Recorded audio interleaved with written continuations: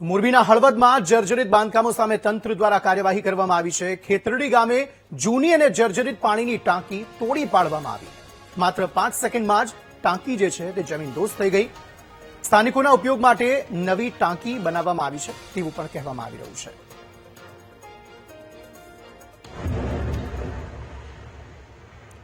માત્ર 5 સેકન્ડમાં જ ટાંકી જમીનદોસ્ત કરી દેવામાં આવી। વિસ્ફોટકો મારફતે આ ટાંકીને જમીનદોસ્ત કરવામાં આવી છે અને જે સ્થાનિક લોકો છે તેમના માટે નવી ટાંકી બનાવવામાં આવશે તેવી પણ વાત કરવામાં આવી રહી છે।